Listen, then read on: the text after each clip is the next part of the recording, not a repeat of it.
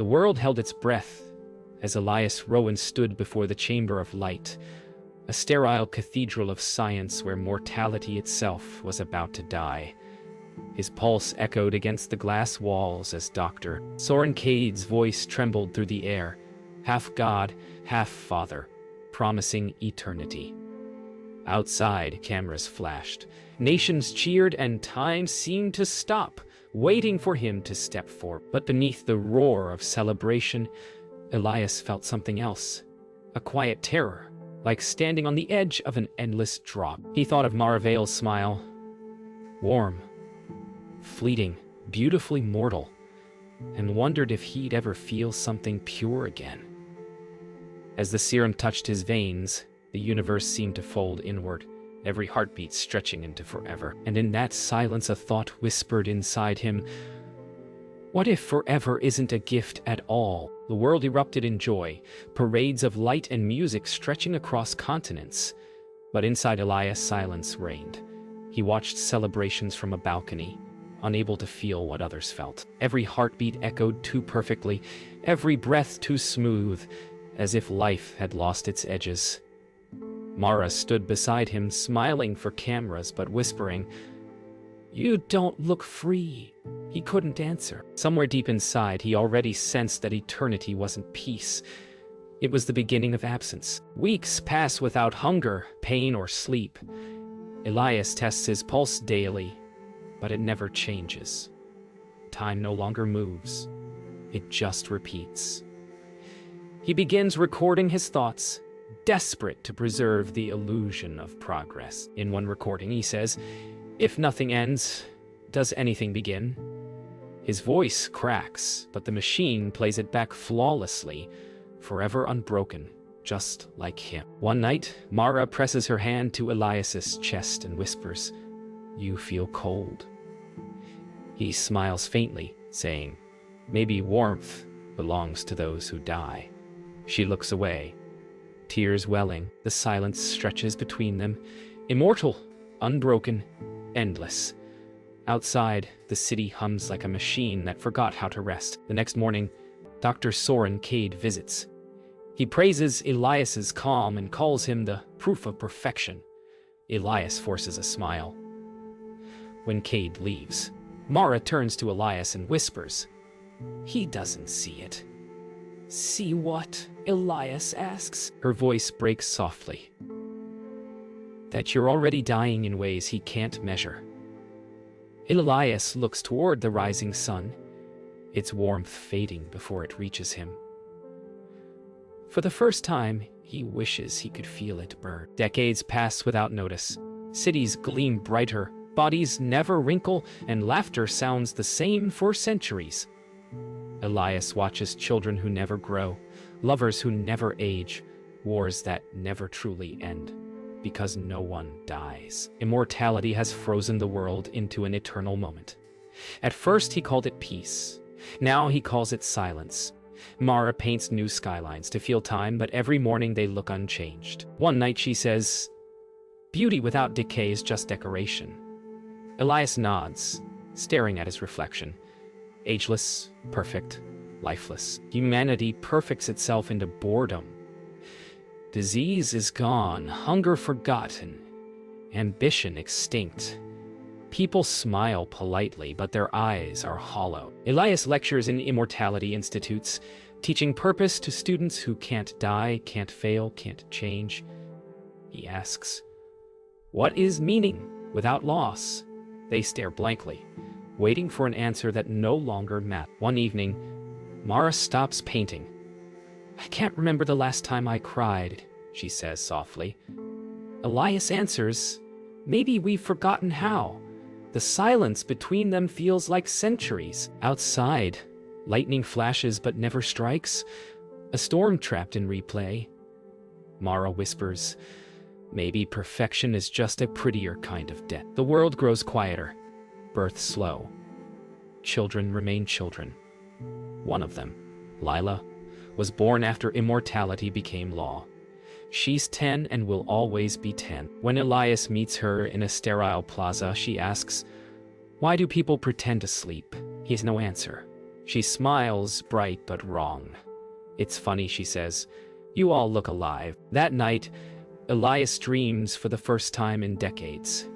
In the dream, time moves again. He sees Mara aging, hair silvering, her laugh softening into memory. When he wakes, she's beside him, unchanged. He touches her face and whispers, "You were beautiful when you changed." Her eyes glisten. "You still are," she says. But both know beauty no longer means what it used to. Rumors whisper through the immortal world, a rebellion led by those who long for endings. Mara disappears for weeks, returning with eyes that burn again. She tells Elias, "There's a way to stop it, to make us mortal." His blood chills, though it cannot freeze. "You'd throw away eternity?" he asks. "No," she replies. "I'd give it meaning." For the first time in centuries, Elias feels something like fear. Not of dying, but of choosing. Mara leads Elias through forgotten ruins, the old parts of the city where decay still lives. "They tried to erase death," she says, "but it always finds a way back." Walls crumble. Vines reclaim glass. For the first time in centuries, Elias smells rot, feels wind that carries dust instead of perfume. It feels real. "Maybe the world's trying to remember itself," he murmurs. Dr. Soren Cade summons Elias to his pristine lab, untouched by decay. "She's dangerous," he warns. "Mortality is contagion." Elias stays silent. Cade leans closer, eyes sharp as blades. "You helped me build eternity. Don't destroy it because of her." Elias watches his reflection ripple in the glass table between them and realizes he no longer recognizes the man, staring back. Mara and Elias meet again under a collapsing bridge where rivers still flow. She shows him a vial of shimmering liquid, the undoing serum. "It brings death back," she says softly. Elias stares at the vial, trembling. The world above hums with eternal stillness, but beneath, water roars with life. "If we die," he whispers, "who will remember us?" Mara answers, "Maybe memory only matters if it can fade." That night, Elias returns to his apartment. The city above is still perfect, cold, endless, silent. He looks at his reflection one last time. It doesn't blink. It doesn't breathe. Somewhere beneath the glow of eternal light, he feels the first crack in his soul. He whispers to the glass,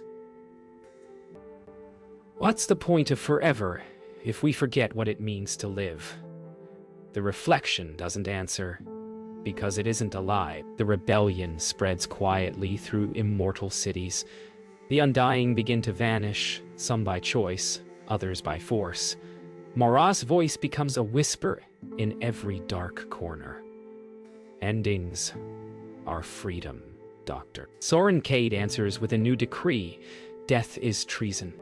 Elias walks through silent streets, posters of Cade's silver face, glowing on every wall. He feels like a ghost in a world without death. Dr. Cade's forces hunt those who seek mortality. Elias watches the arrests, silent, as rebels are dragged away for aging attempts. He no longer knows what side he's on. Every scream feels like the sound of life returning. Every silence feels like suffocation. "This isn't eternity," he mutters. "It's a pause that never ends." Mara calls him to the outskirts, where the rebels hide among the ruins. "We can't fix forever," she says, "but we can end it." Elias looks around. Faces that were once perfect now scarred, aging by choice. For the first time, he sees wrinkles as beauty, breath as sacred. Mara takes his hand. "Are you ready to live again?" Dr. Cade discovers the rebellion. Broadcasts flood every screen, his voice calm but merciless. "Mortality is a disease. Those who seek it will be cured by elimination." Elias watches as soldiers storm the lower districts. Mara grabs his arm.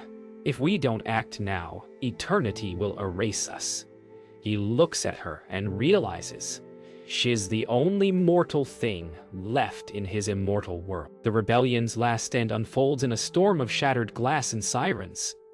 Mara climbs atop a monument shouting, "Life isn't meant to last, only to matter." Bullets freeze midair as time itself hesitates. Elias sees Cade on a nearby screen, expression unreadable. For the first time, he senses fear in the man who ended death. Then, a single tear falls from Mara's cheek, and Elias knows the world has already begun to change. Centuries pass like a single unending breath. Cities rebuild, collapse, rebuild again. Elias forgets how many times he's watched the same sunrise. The rebellion turned to myth. Mara turned to silence. The world no longer celebrates eternity. It endures it. Streets once filled with music now hum with mechanical prayer. Elias wanders through it all, not aging, not dying, not living. Maybe immortality wasn't meant for people, he murmurs, but for ghosts. In the ruins of the old institute, Elias finds children who never grew. They play the same games on the same cracked floor, their laughter identical, their joy rehearsed. One girl turns to him. "Lila, do you remember me?" she asks. He nods, though he doesn't. "I never forget," she says softly. "But I wish I could." Her eyes, once bright, now look centuries old. He finds old recordings of Mara, her voice speaking to crowds long dead, without endings. "Love is a cage," she says in one. Her tone is soft, almost tender. Elias listens on repeat, eyes closed, whispering along until the words blur into prayer. He wonders if she still exists somewhere, still fighting, or if even rebels get lost in eternity. Dr. Cade survives, unchanged, untouched, eternal. He lives in the last untouched tower, surrounded by silence. When Elias visits, he finds him seated before a wall of dark screens. "You look tired," Cade says, smiling faintly. Elias replies, "I'm not tired. I'm erased." Cade chuckles. "You asked for forever." Elias looks at him and says, "No, you did." That night, Elias climbs the remains of a tower to watch the horizon. The stars don't move, the air doesn't change. He imagines Mara's face fading with the sunrise that never comes. "If memory never dies," he whispers, "then maybe forgetting is the only way to live."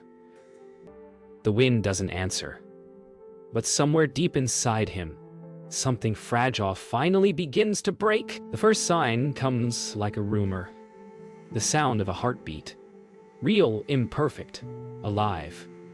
Elias follows it through the ruins until he finds Mara, unchanged yet different. Her eyes glimmer not with light, but with time. "It's begun," she says. In her hand, the undoing serum glows again, paler, softer. "This will end eternity." Elias stares at it, feeling his chest tighten. "How many must die?" he asks. She whispers, "All of us." They walk together through the ruins of the immortal world. Streets empty, towers hollow, the air thick with quiet. "If death returns," Elias asks, "what will happen to everything?" Mara answers, "Maybe it will start again. Maybe we'll finally stop pretending." As they walk, plants push through cracks in concrete, the first signs of decay spreading like hope. They find Dr. Cade waiting for them at the city's heart, surrounded by dying lights. His once perfect face trembles with fear. "You can't do this," he says, voice breaking. "You destroy everything." Mara steps forward. "No, we'll free it." Cade turns to Elias, desperate. "You were my first. You know what eternity costs to create. Help me preserve it." Elias looks at him, then at Mara. Maybe it's not worth keeping. Dr. Cade lunges for the vial, but Elias stops him. "You gave us forever," Elias says, voice trembling. But you took away meaning.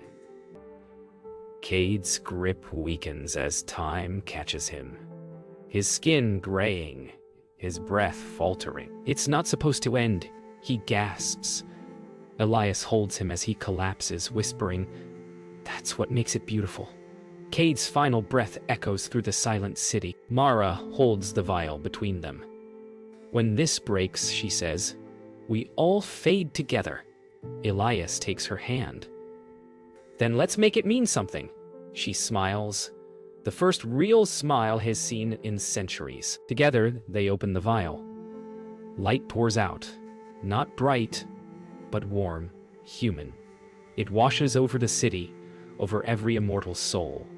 And for the first time in forever, people begin to die, but they die living. When the light fades, the city sleeps. For the first time in 1,000 years, it's quiet. Truly quiet. Elias wakes on cold stone beside Mara. The vial's dust scattered like stars around them. He feels it before he sees it. His pulse. Slow, fragile, alive. Beside him, Mara breathes unevenly, smiling faintly through the exhaustion. "We did it," she whispers. He nods, voice breaking. "We made life mean something again." Outside, the first sunrise in eternity begins to rise. Across the world, immortals awaken to decay. Skin wrinkles, hair grays, hearts tremble. They cry, not in fear, but relief. Streets once sterile bloom with wild growth. Moss covers statues. Vines wrap around glass towers. For the first time, death becomes sacred again. Elias walks among them, watching people weep in joy as they age. He realizes immortality never ended death. It only delayed it. And delay is not mercy. He returns to the place where it all began, the Chamber of Light. Its walls are cracked, its machines dead. He finds a small child's drawing taped to the door, a sun, a flower, 2 stick figures holding hands. The name Lila scrawled beneath it. He smiles, tears tracing the lines time finally allowed him to have. "You made it," he whispers to the empty room. Elias finds Mara beneath a blooming tree outside the city. She sits quietly, aged now. Her golden hair streaked with silver, her hands trembling as she sketches the sunrise. "It's beautiful," she says. Elias kneels beside her, smiling. "So are you?" She laughs softly. "You say that like it's the last time." He looks at her with eyes full of peace. Maybe it should be. Mara's breathing slows. She leans her head against Elias's shoulder. "Do you think they'll remember us?" she whispers. He takes her hand, feeling the pulse beneath her fading warmth. "Maybe," he says softly. "But even if they don't, it doesn't matter. We remembered what it meant to live." She exhales one last time, a small smile frozen in peace. Elias closes his eyes, feeling the wind move through the leaves, carrying her away.